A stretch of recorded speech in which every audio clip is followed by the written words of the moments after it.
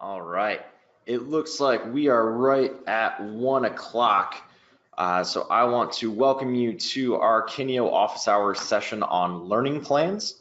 For those of you who do not know me, my name is Alex Carrick, and I am one of the platforms consultants here at Kineo. And today is our, second part of our performance management series where we're talking about learning plans. So learning plans, well, let's start with the agenda. And before we hop into the agenda, for those of you that are new, our office hours sessions are sessions that Taylor and myself run about every other week is what we try to plan for, sometimes bearing holidays or other things that adjusts. But we'll do a quick presentation, 10 to 15 minutes on a new feature, a new plugin, something we're doing at Kineo that might be of interest to you. And then we'll open it up for questions. And those questions could be about the topic, or those questions could be about anything. It's just a good way to get access to Taylor and myself to help you with your Totara site. So with our agenda today, talking about learning plans, what they are, how to make them, how to manage them. There is an enrollment plugin associated with them, and we're going to try to cover this as quickly and efficiently as possible. So first and foremost, this is the Totara definition of what they view their learning plans as. So really quick, Totara learning plans allow quick and targeted access to relevant learning, which might be conducted face-to-face or within the Totara system. The learning plan enables staff to see at a glance their progress against specific learning events and the whole plan. So that's in a nutshell, kind of sounds good, but doesn't really tell you a whole lot on how they're going to work. So a learning plan can be made up to 4 different components. Programs and courses you should be fairly familiar with. Objectives are going to be activities that occur outside of the LMS. Maybe that's attending a conference, maybe that's achieving a certain certification program or training program outside of your organization. Maybe that's certain benchmarks that need to be hit. All of those can be added and tracked to a learning plan. And the last bucket is competencies. For those of you that are on the call, if you watched last office hours session from 2 weeks ago, we talked a lot about competencies, and we'll reference part of that session today on why that was done first before learning plans. If you did not watch last week's session and you're watching the recording of this, I would recommend pausing this and going to watch the competencies section if that's something that interests you. And what competencies are the ability to build a hierarchy of skills, or I didn't want to use competencies in the definition, but I guess we will. And attach those to different courses within Totara, as well as then attach those to a position or organizational hierarchy. So being able to really lay out for your organization, if you are at this level, these are the competencies you need to have, and then track them against the courses and activities you have within the system. What I learned on a recent demo that I did is some people like to think of learning plans as if they are a part of the learning architecture, where they kind of act as that level before or after a program or certification, and that's not really the case. I like to view these as 2 separate things, where the learning plan is much more of the performance management, being able to track and facilitate conversations between a manager and their direct report, as opposed to another level on the learning architecture. So just wanted to throw that out there now in case anyone else had that issue. Figure I can cut that off nice and early. So the first thing we need to do as an administrator is to build a template. So I have a quick screenshot here of how we do that. Going to the site administration menu at the top in now Totara version 12. If you're on a different version, It's going to be through your site administration menu on usually the left-hand side, and through learning plans. So let's go ahead and do that now. Learning plans. Oh, you know what? There we go. I realized it probably helps if I share my screen and make sure that I actually do it. So hopefully all of that has gone through. So it probably helps if I do really quick, show you what I was actually talking about. So learning plan with 4 objectives. Forgive me for doing this real quick. Programs, courses, objectives, competencies. So that diagram hopefully explains that. This is the structure that I don't want you to assume. So a learning plan is not the next step up from programs or certifications. A learning plan is its own separate entity. And now that you can see me, I can move on and show you where we're going. So from our site administration learning plans, you are brought into a template. So as an administrator, you are going to set up either one template, you could set up multiple templates, because what a template does is it is a collection of permissions as well as exactly what the process is for how this learning plan is going to act, how it's going to interact, how users are going to experience this learning plan. You can have more than one template, so that if maybe you have 2 separate sides of your organization and one side needs one type of learning plan and the other needs a second type of a learning plan, both of those are able to be set up and configured without having to compromise on either side. So for example, let's use a new template. We'll call this demo 2. And you can set an end date for the template. So obviously this might fall on a user's anniversary date. This might fall at the end of a fiscal year, at the end of a calendar year. Maybe if you have a specific template for new employee onboarding, this might be at 30 days, 60 days, 90 days, whatever that probation period is. But I'm going to be lazy and go ahead and just say it's going to be a year from today.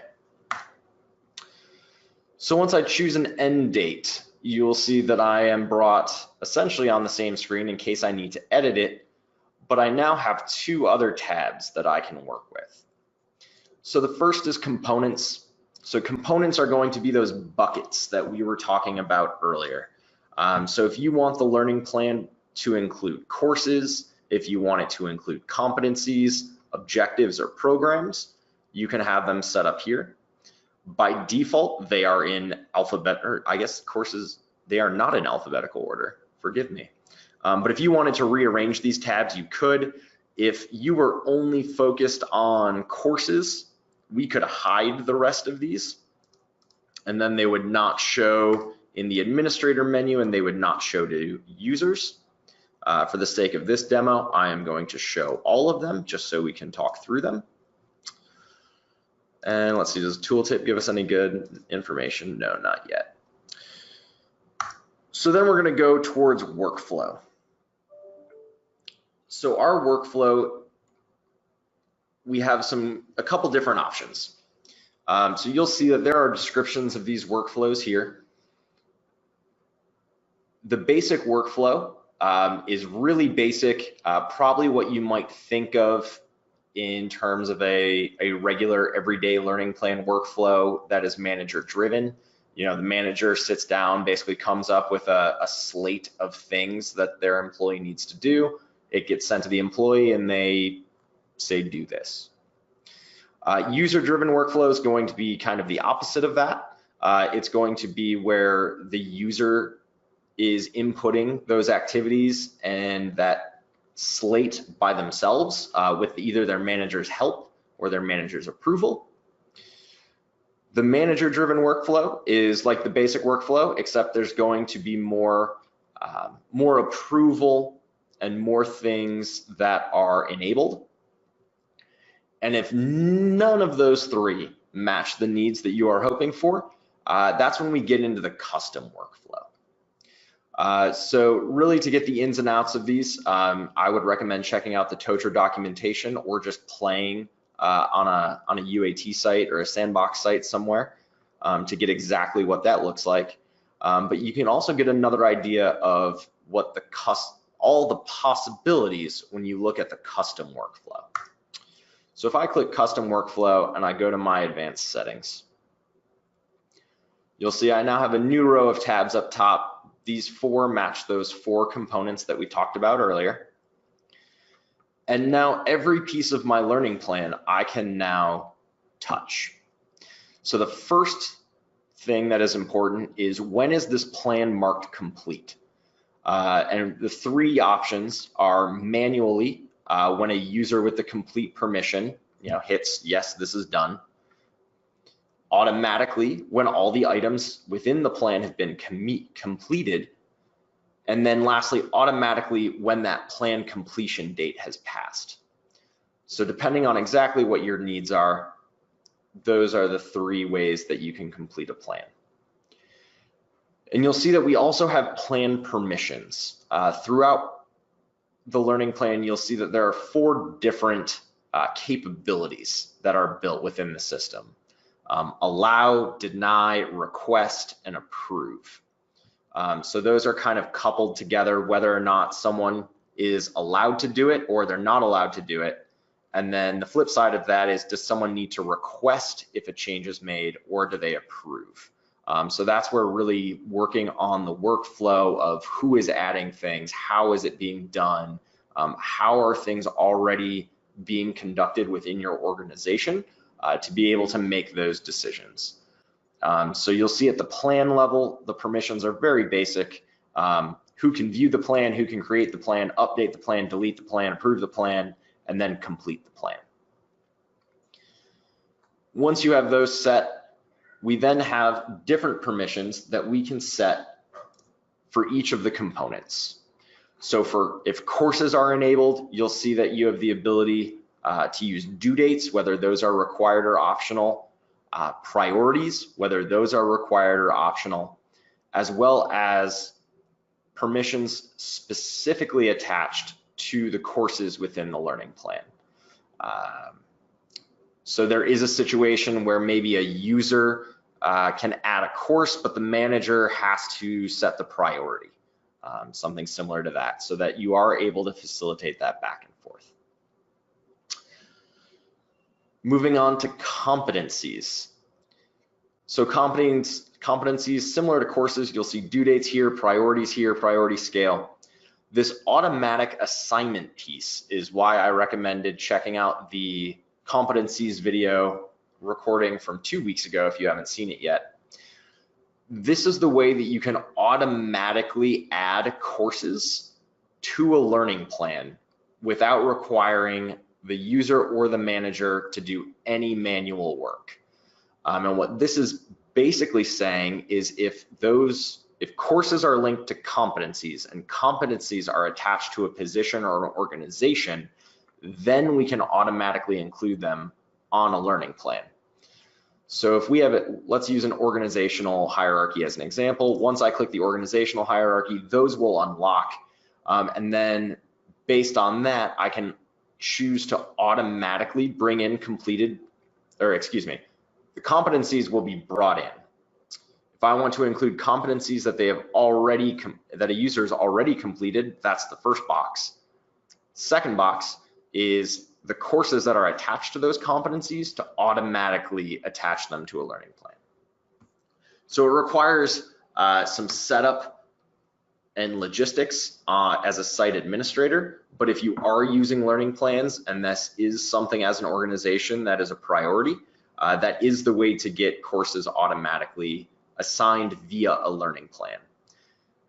If you're at a position where you don't have position or organizational hierarchies and you don't want to deal with learning plan templates, being able to still assign those out via audiences are probably the best way. You'll see here that competencies and being able to adjust them have their own set of permissions. And I believe objectives and programs are going to have their own. Objectives have their own scale because they're kind of manual inputs. The default is completed, in progress, not started.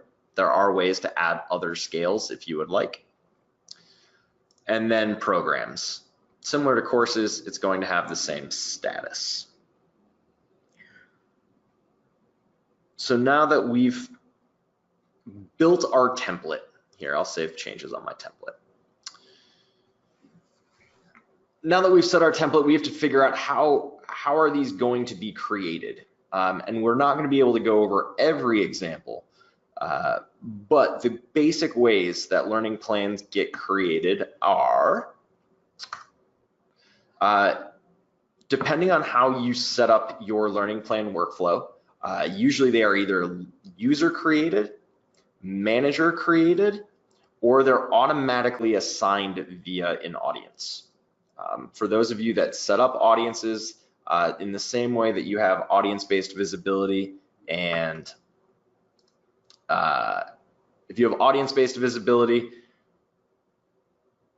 and enrolled learning and all those tabs at the top of your audience, there should be one there that says learning plans, and that's where you can assign out a template to an audience.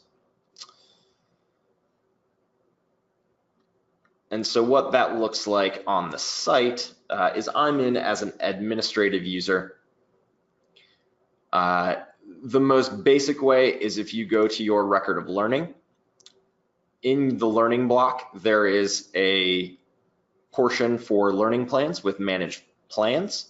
I can click this, and this is where I would create my new learning plan. Let's see, so if I were to do this as an admin user, I click the learning plan, I can click my templates, and then go from there. Then we need to move on to how do you manage? How does this look day to day? So there's a few different ways that this can be done. If you're going to access another user's, or if you're a user your own learning plan, so as an administrator, you can go into a user's profile and there's a link for learning plans. You can also log in as a user and look at one of the ways as a user to view the plan. As a staff manager, on the My Team page, you'll be able to have access to all of your direct reports teams as it's all of your team's plans as it's configured. And then as a user, we said go through the record of learning, and depending on if you have it set up in the top bar, you may see a performance tab right up here that would give you the access to learning plans. So the management of these as a team member, I'll say I'll have my team page, and I made Mr. Krabs for our competency office hours a week or so, or 2 weeks ago, excuse me. You'll see that there is a link for plans. So when I click the plans link, you'll see I am viewing Mr. Krabs' user learning plan. This is what plan it is. It's just called learning plan. There's a due date, there's a status, there's actions. Because I am Mr. Krabs' manager, I have the ability to complete their plan right off this page if I so desire. You'll see that it's also broken down by the components. So I could go into each one and I'll show you what that looks like. And a user can also have multiple learning plans. So let's use a new hire example. There may be a new hire orientation learning plan. Maybe there's a 30-day plan, a 60-day plan, a 90-day plan. Maybe there's a new hire plan in addition to a plan for their position. A lot of different ways that those can be tracked. I have seen organizations that use it, say, annually. So someone will have a 2018 learning plan and a 2019 learning plan and a 2020 learning plan. It's also a good historical record to be able to see what's been done, what progress is there from both a manager and a user standpoint. So I'll jump in, we'll say courses in Mr. Krabs' learning plan. So if I'm in as a manager, you'll see here that all of these courses were assigned via this learning plan. I can see the course, I have the ability to launch the course, I can see their progress, I can see their evidence, I can set due dates. you'll notice on this learning plan, there is an approval status. So here we have a few items that I, as a manager, added as drafts, that Mr. Krabs would have added as drafts to his learning plan. And I have the ability to approve or deny them.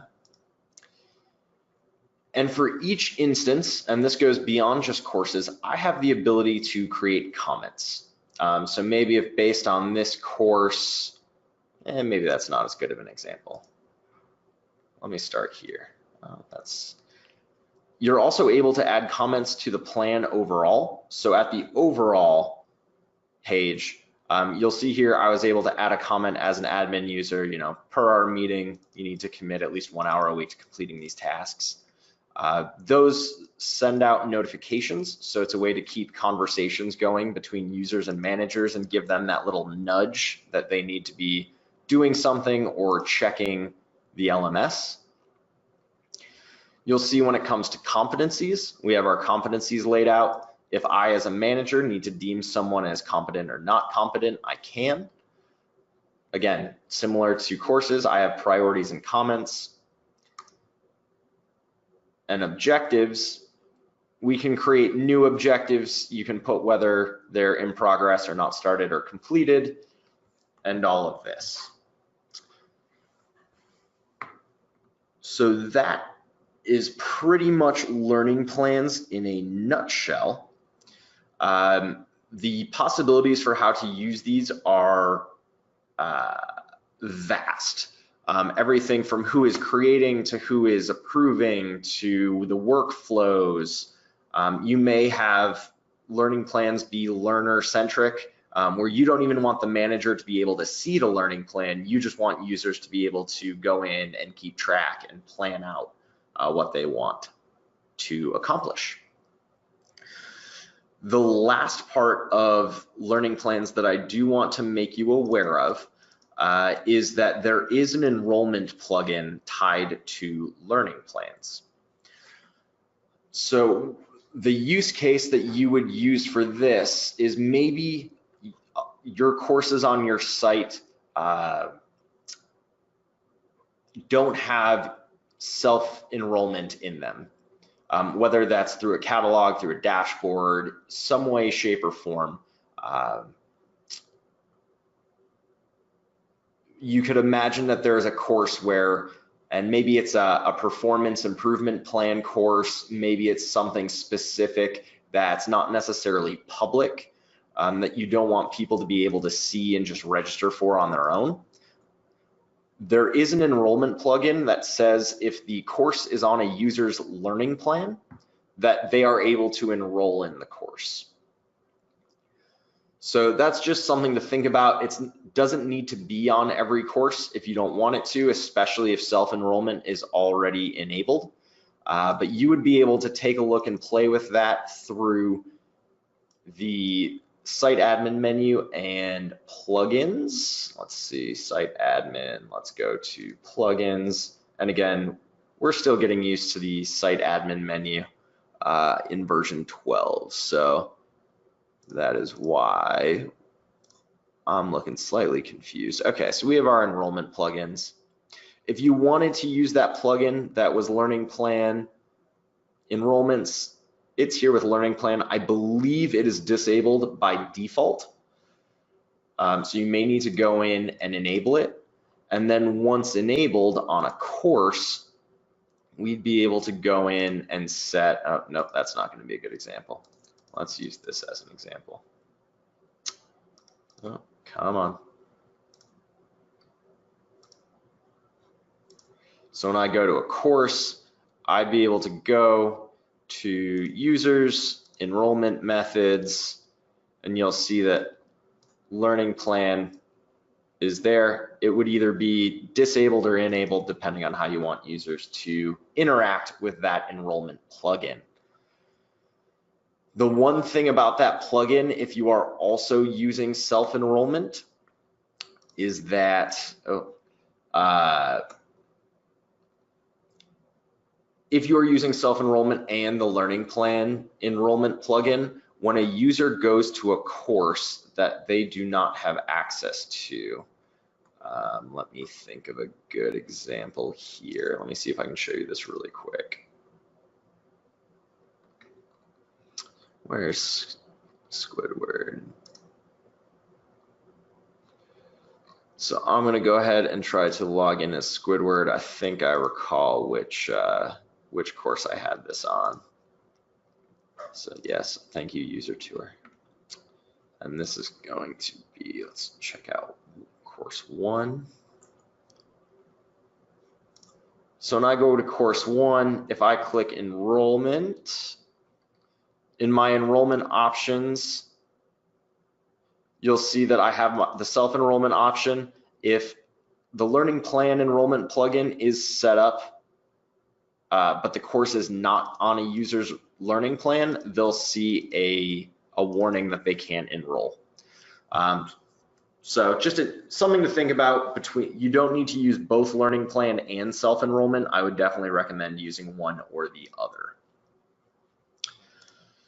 So at that point, I will open it up for questions. All right. Seeing as there are no questions, I want to thank all of you for taking the time to attend our Kineo office hours session on learning plans.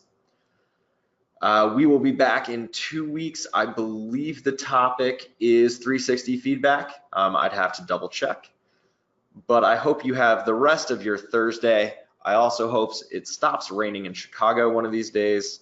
So hopefully you guys have a drier afternoon than we do here. So thanks again. Have a great rest of your day.